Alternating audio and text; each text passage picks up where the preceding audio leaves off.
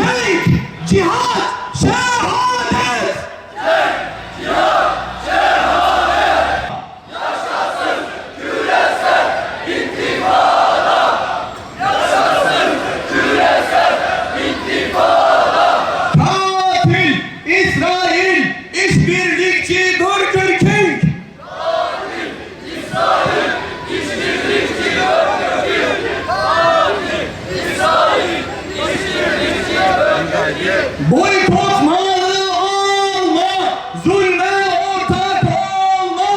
Boykot malı alma, zulme ortak olma. Boykot malı alma, zulme ortak olma. Katil Burger King Üsküdar'dan defol. Katil Burger King Üsküdar'dan defol. Katil Burger King Üsküdar'dan defol. Katil İsrail Filistin'den defol. Katil İsrail Filistin'den defol. Elmaslar Siyonizme vur. Tekbir! Tekbir! Nehirden denize özgür Filistin! Denize, denize, özgür Filistin.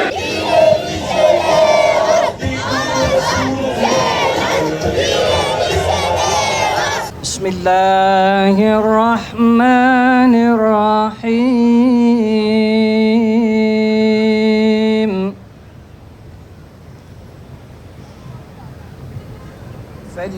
فليقاتل في سبيل الله الذين يشرون الحياة فليقاتل في سبيل الله الذين يشرون الحياة الدنيا بالآخرة.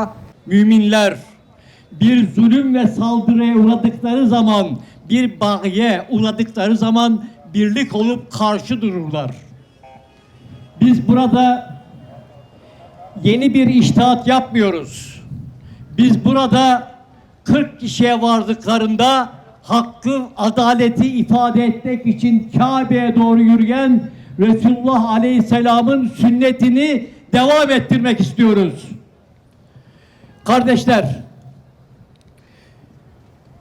Filistin'de ve Gazze'de, yani Siyonist vahşeti ve ırkçılık cinayetini bizatihi yaşayanlar ve bu cinayetleri oluşturan Batı dünyası buradaki ırkçılığı da, Arjantin'den Türkiye'ye kadar lanetlemek için burada bulduğumuza inanıyorum.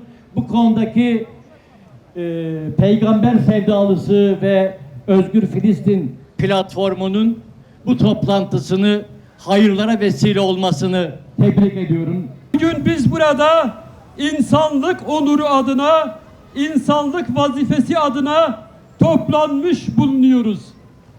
Evet, sürekli olarak konuşuyoruz. 281 gündür Gazze'de bir vahşet, ölçü tanımadan, insanlık tanımadan, sınır tanımadan devam ediyor. Vahşetin her türlüsü sergileniyor. Hastaneler vuruluyor. İbadethaneler vuruluyor. Daha 1-2 gün önce gençler sahada futbol oynarken katledildiler. İnsanlar secde halindeyken vahşice katledildiler. Yani Gazze'de öyle bir soykırım, öyle bir insanlık suçu vardır ki belki bundan sonra da tarihte nadir ve benzeri görülmeyecek olan bir vahşet söz konusudur. Ve biz diyoruz ki bir yerde insanlık onuru çiğneniyorsa, bir yerde çocuklar vahşice katlediliyorsa, parçalanıyorsa, öldürülüyorsa orada ayağa kalkmak bütün insanların en asli vazifesidir. Şarktan garba kadar yeryüzünün her tarafında, doğusunda, batısında, kuzeyinde, güneyinde her tarafta ayağa kalkmak bütün insanların en asli vazifesidir. Zulmün olduğu yerde, insanların ezildiği yerde, insanlar ey Müslümanlar neredesiniz diye bizi yardıma çağırdığı zaman bilesiniz ki hepimiz sorumluluk altındayız. Hepimizin bütün imkan ve kabiliyetiyle o mazlumların, mustazafların yardımına koşması lazım.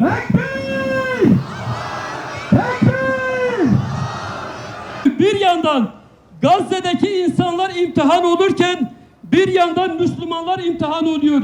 Her iki taraftan bütün insanlık imtihan oluyor. Yani bu imtihanın bir yönü bize bakıyor. Rabbim bizi imtihan ediyor. O halde biz şunu demek yerine Ya Rabbi ebabillerini gönder. Ya Rabbi Gazze'li kardeşlerimizi kurtar demek yerine evet elbette ki dua edeceğiz. Bunun yerine fiili ve kavli duayı beraber yapmamız lazım ve Gazze'li kardeşlerimizin yanında durmamız lazım. Birisi eğer ki bir suç işlemişse zaten kanunlar karşısına çıkarılıyor ve bu insanlar yargılanıyor, cezaevine atılıyor.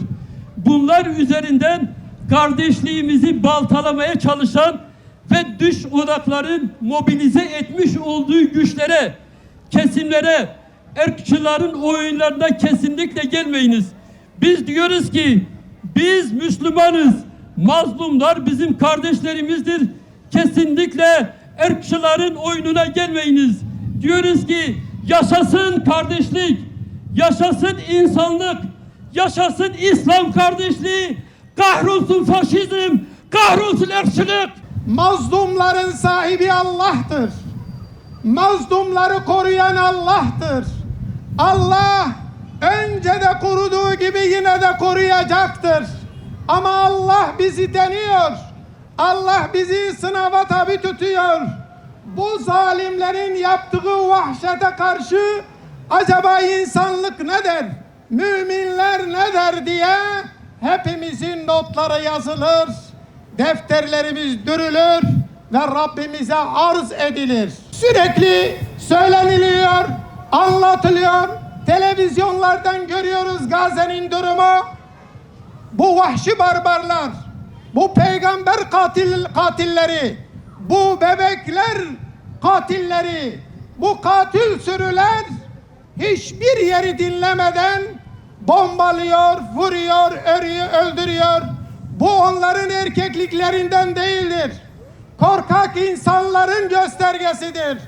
Korkak insanlar ellerine imkan geçtiği zaman hiç kimsenin gözyaşına bakmadan vurup öldürüyor. Her yer Gazze, her yer direniş. Her yer Gazze.